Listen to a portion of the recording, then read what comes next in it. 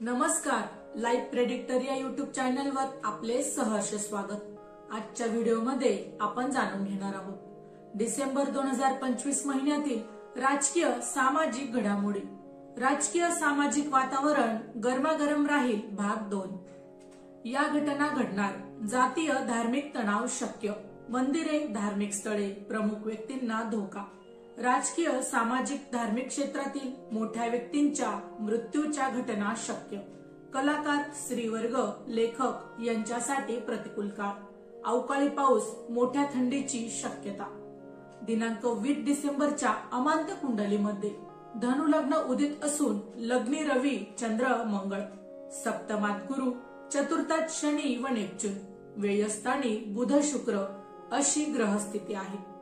एकूण ग्रहस्थितीचा विचार करता लग्नातील अमावस्या मंगळाने युक्त असल्यामुळे राजकीय सामाजिक दृष्टीने गरमागरमीचा हा काळ राहील। केंद्रस्थानी गुरु शनी सारखे ग्रह असल्यामुळे या काळात काही धार्मिक किंवा जातीय वादविवाद किंवा तणाव निर्माण होण्याची शक्यता वाटते। यांमधून हिंसा, जाळपोळ किंवा स्फोटक घटना संभवतात। याच काळात अतिरेकी किंवा नक्षलवादी संघटना सक्रिय होण्याचा देखील धोका संभवतो। विशेष करून धार्मिक स्थळे, मंदिरे, महत्त्वाच्या व्यक्ती यांना संरक्षण द्यावे लागेल। धार्मिक क्षेत्रातील व्यक्ती, शिक्षण क्षेत्रातील व्यक्ती, शिक्षक, प्रोफेसर, धर्मप्रमुख, डॉक्टर्स, हॉस्पिटल यांना या काळात धोका संभवतो। या क्षेत्रातील व्यक्ती वादविवादात अडकतील किंवा या क्षेत्रातील व्यक्ती तसेच राजकीय सामाजिक क्षेत्रातील व्यक्तींच्या मृत्यूच्या घटना नोव्हेंबर डिसेंबर या महिन्यात संभवतात। व्ययस्थानातील बुध, शुक्र लेखक, साहित्यिक आणि स्त्रीवर्ग आणि कलाकार यांच्यासाठी प्रतिकूल राहील। या क्षेत्रातील मोठ्या व्यक्तींच्या मृत्यूच्या घटना देखील या काळात संभवतात। स्त्रीवर्गासाठी हा काळ प्रतिकूल असून स्त्रियांवरील अत्याचार, अन्याय यांसारख्या घटना वाढण्याची या काळात शक्यता वाटते। याच काळात सेलिब्रिटींचे घटस्फोट किंवा अफेअरच्या बातम्या गाजतील।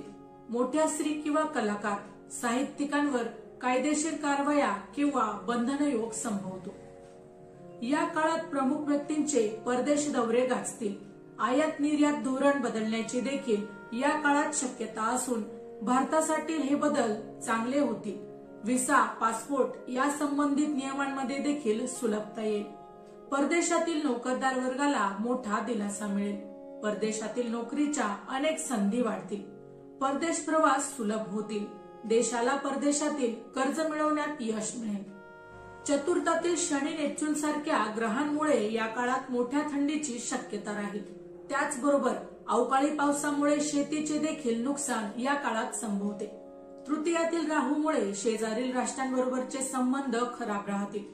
शेजारील राष्ट्रात मोठ्या दुर्घटना या काळात संभवतात।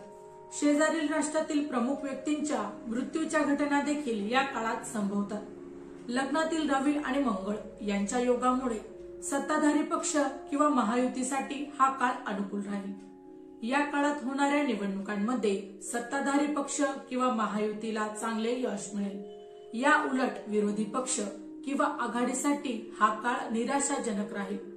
खेळ आणि स्पर्धांमध्ये देशातील खेळाडूंना मोठे यश मिळेल। पोलीस, मिलिटरीसाठी हा काळ उत्तम राहील। या काळात मोठे गुन्हेगार व अतिरेकी पकडले जातील। शेअर मार्केटसाठी हा काळ अनुकूल असून बाजारात देखील मोठी तेजी संभवते। मात्र सोन्या चांदीच्या भावात घसरण होण्याची देखील शक्यता वाटते। माहिती आवडली असेल तर अवश्य शेअर करा। अशाच प्रकारचे नवनवीन भविष्याविषयी माहिती जाणून घेण्यासाठी आमच्या लाईव्ह प्रेडिक्टर या युट्यूब चॅनलला अवश्य सबस्क्राईब करा। धन्यवाद।